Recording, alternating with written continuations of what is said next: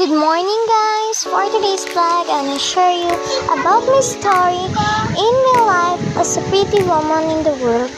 Pinagligpit na rin ako ng higaan ko, tsaka nagbugmog na rin ako. Kumuha ko ng baso, tsaka nagbugbog ako ng tubig. Tsaka nanghilamos na rin ako pang sabon ko kasi ang kapal-kapal na ng mukha ko. Syempre, pag bagong gising na tayo, ay maghilamos muna tayo.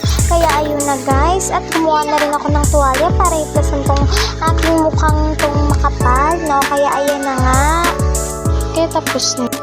Tsaka nakita ko naman dito ang aming sobrang maraming pinggan ng hugasan. Kaya eto, kumuha na rin ako ng kaldero para kinuha ko na rin yung kanin namin kagabi. At tsaka kumuha na ako, pinugasan ito. Tsaka pagkatapos ko dito ay kumuha ako ng bigas. Ayan, pinuhagasan ko muna. Kaya ayan, kumuha na ako guys ng bigas para sa ini na, para makapagahan na kami. Eto, inano ko naman. Ayan, tingnan nyo. Pinanlawan ko na kaagad. At eto, isinalang ko na nga ito dito sa butane. No, ayan, tingnan nyo naman guys kung paano ko ito isinalang. Pagkatapos dito naman ako sa gilid ng pinto, nagmuni-muni, no? Alam nyo, pag bagong gising, napapano pa kung ano talaga yung gagawin natin. Ayan, tingnan nyo namang mabuti.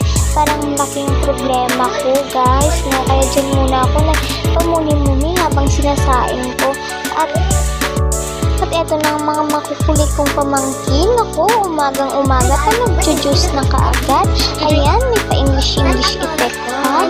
Kaya ayun na nga, binigyan ko na lang. Tsaka nakita ko itong tira namin ang ulam namin kagabi. Tsaka ito naman, kumukulo na pala.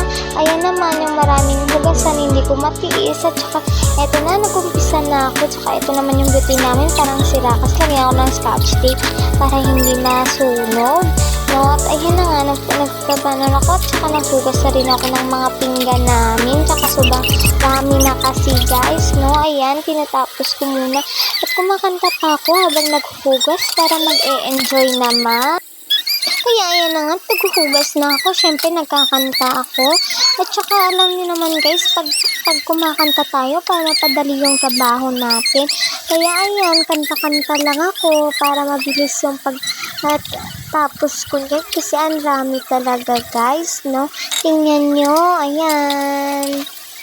Mukhang nag-e-enjoy nga ako sa paghuhugas ng plato. No, ayan, tamang paganyan-ganyan lang. At nakabanlaw na ako guys. No, ayan, kumuha na ako ng tubig. At saka, alam nyo pa guys, to tell the stories. And ayan, linagay ko na guys.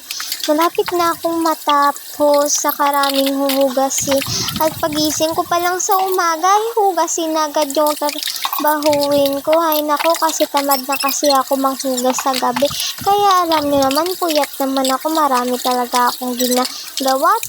As a pretty woman in the world, no? Syempre, kailangan natin yung natin sa loob ng bahay, malinis, tsaka huwag tayong patamad-tamad, no? Dapat siguraduhin lang natin malinis agad. O ayan, magtatapos na ako. At eto naman na, nag-exercise pa ako dun.